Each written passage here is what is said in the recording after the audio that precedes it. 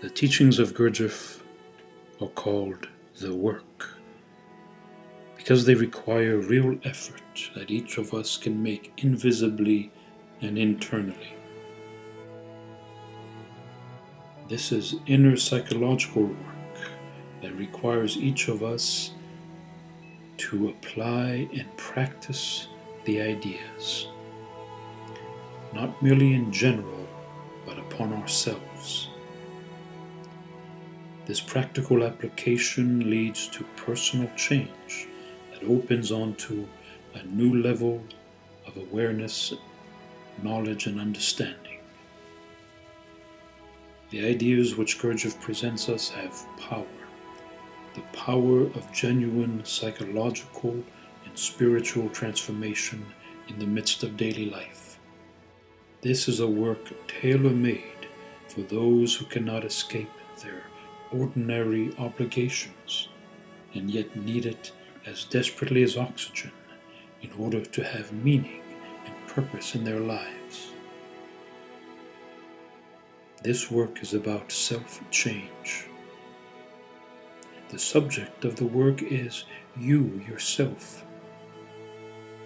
Before you begin practicing the psychological work of the fourth way, as it is known, you must first have a strong desire to change the kind of human being you are. A reaching out metaphysically, seeking meaning and authenticity and growth into what you were born to become.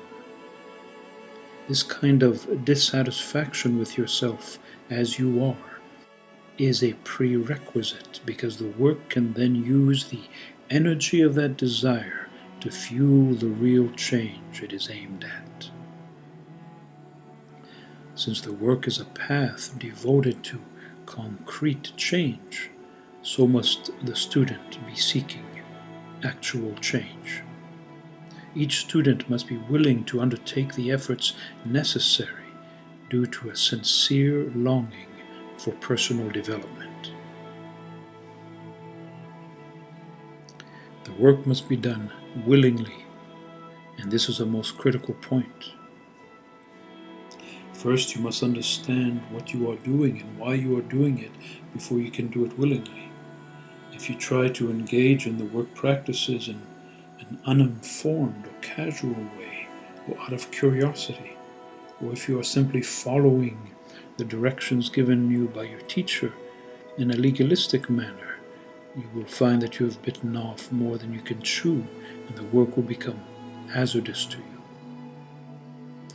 Again, if you are generally satisfied with yourself, the work will only offend you. Or if you imagine that you can gain the kind of self-mastery which will give you the power to fulfill your dreams and desires and thus be satisfied, you will be in for a rude shock. None of these approaches will get you anywhere in the work. From the outset, you must willingly be seeking sincere self-change in order for the work to work in you. If you understand this clearly and you have the right attitude, which is conscience toward the work, then you begin with acquiring knowledge. Gaining knowledge is the first effort in the work because you cannot get the right results until you understand how and why and what you must do. Since the work is esoteric knowledge, it is of a special quality which requires thinking. You cannot learn about the ideas and exercises intellectually by rote using of your ordinary memory and get any results. The ideas of this system need to be assimilated into your consciousness by way of understanding, which is not the same thing as knowing. This requires personal work, thought, and reflection, and a flexible mind which doesn't presume it understands everything already. You can spend your lifetime studying the knowledge of the fourth way, becoming a technical expert, and never actually be in the path of the work. Knowledge comes first, but it goes nowhere until you apply it to yourself, to your being. No amount of knowledge alone creates change, but when you begin to practice what you have learned, you receive light, and gradually the ideas become organic understanding by way of the personal experience you have in practicing them. Studying this esoteric teaching will give you small shocks of awakening if you reflect on the ideas. The idea that humanity is asleep is a shock only slightly less alarming than the idea that you are asleep. The idea of self-evolution and different levels of consciousness is a shock. And the idea of multiplicity and mechanicalness can leave you reeling. You can find momentary mind expansion, but not permanent personal transformation in the knowledge of this teaching. Transformation, which clearly indicates change, happens in and through your individual effort to apply this knowledge to yourself by way of practicing its teaching. Too many students confuse knowing about the ideas of the system with understanding that only comes with the enlightenment gained in practical efforts. You may know that you do not remember yourself, but that knowing doesn't mean you are remembering yourself. You have to make the efforts to actually remember yourself in order to understand what it means that you don't remember yourself. You may know quite well that you must observe yourself, but never get beyond merely noticing this or that randomly. Or you may have a very clear grasp of the idea of mechanicalness without ever having observed your own. You cannot have the perspective of the third state of consciousness unless you reach up into it in a practical way through your effort. Getting into the third state of consciousness, awakening, is made possible mostly by way of making your personality passive, by going against the mechanical momentum of sleep, which is always asserting your personality. Remember that the third state is available to you at all times, above your ordinary state, accessible by the means of practicing self-remembering and self-observation and non-identification, which are conditions of consciousness in the third state. You can create these conditions yourself by doing the work yourself. This is what self-evolution means. This is an incredible idea, that you can raise yourself up into higher levels of being and consciousness within yourself by doing the work, and in doing so, you can receive enlightenment. The magnitude of this gift of opportunity exceeds words, yet it is verifiable and true. Your valuation of the work will deepen and grow as you learn to appreciate the significance of this gift. If you find this esoteric path, you may consider yourself blessed.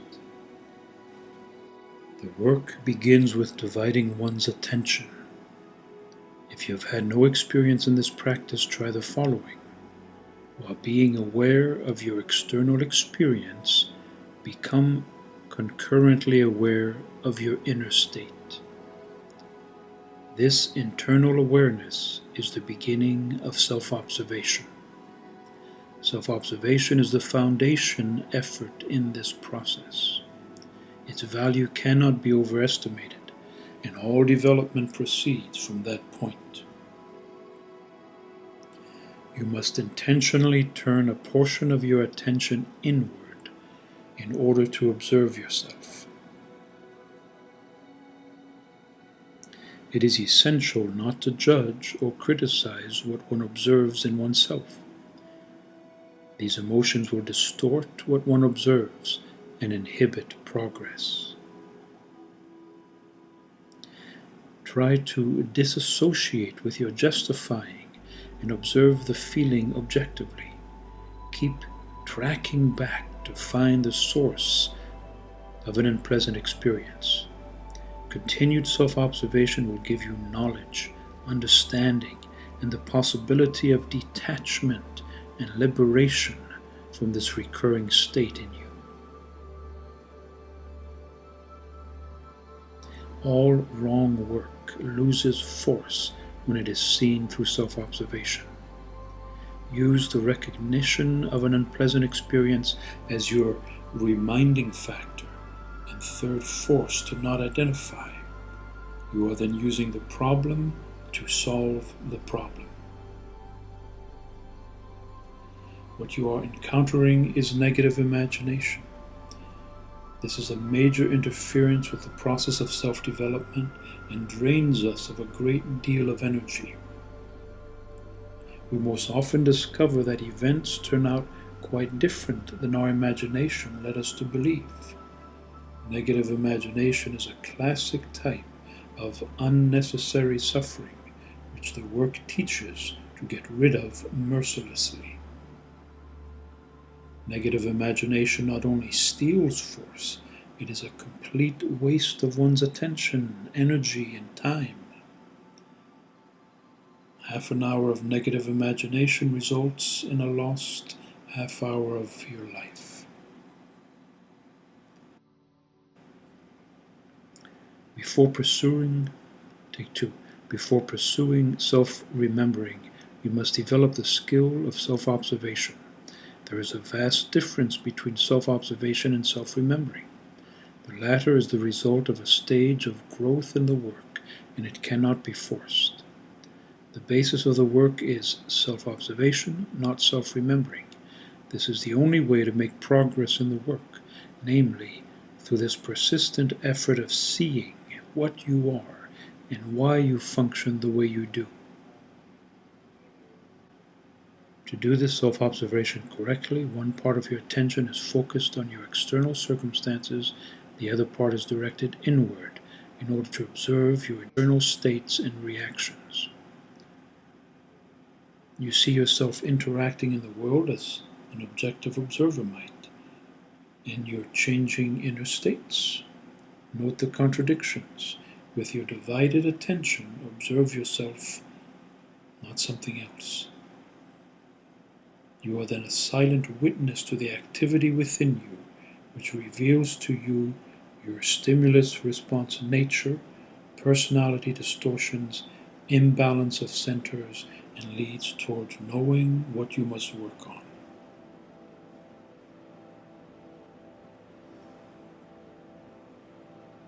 Practice self-observation uncritically.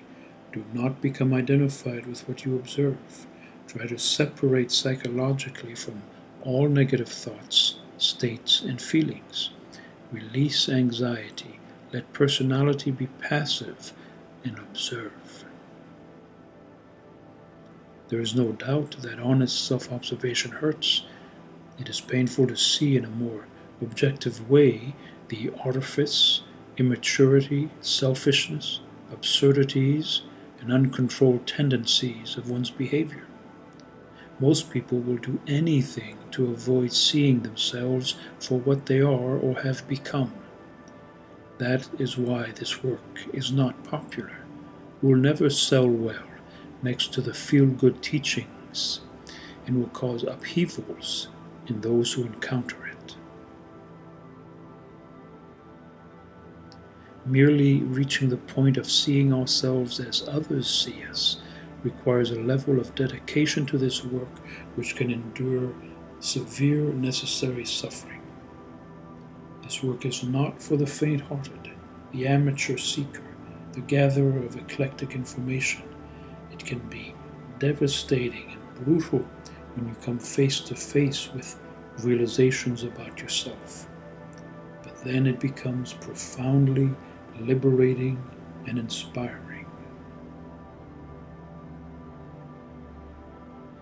It is true that we need to be merciless with ourselves and seeing things for what they are, but this mysterious practice of self-observation is about creating a new quality of awareness within yourself and clearing the ground for a new sense of identity. Ultimately, it leads to a development of being that is characterized by great compassion, even for the mechanical and chaotic aspects of yourself. Higher consciousness allows one to see the impartial and larger picture, and this can only lead to an understanding that does not condemn.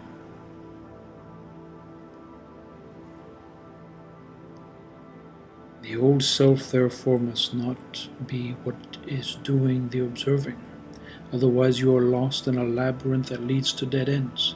Something new is being created, a directed attention that is purified of the filters, illusions, attitudes we take as our identity. This delicate development is a birthing process of sorts. Discernment is indeed a key word here, detecting different qualities and tastes of energies, recognizing what is toxic and what is of a higher order.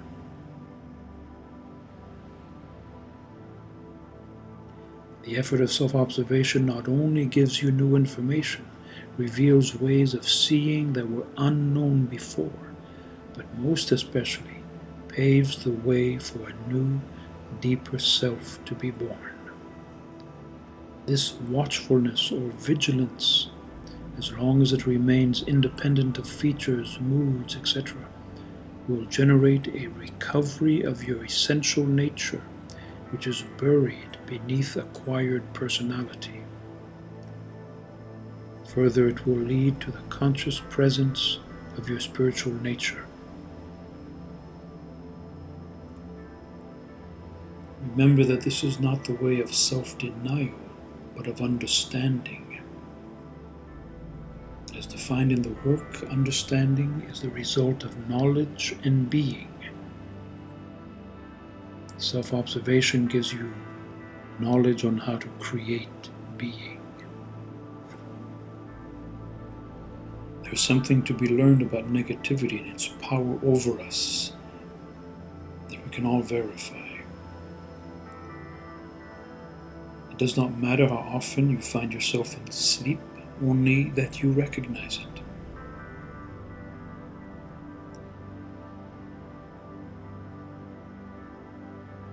Observing negativity is one of the most informative ways to gain understanding about oneself and about the nature of sleep. You can use the feeling of negativity to remind yourself to observe. How are you negative? What is the source of your negativity? Anger, pain, fear. Make a practice of observing your negativity and separating some observing eyes from it. Don't identify with it. Become passive to it. If it continues to take place, let it, but try not to give it your attention.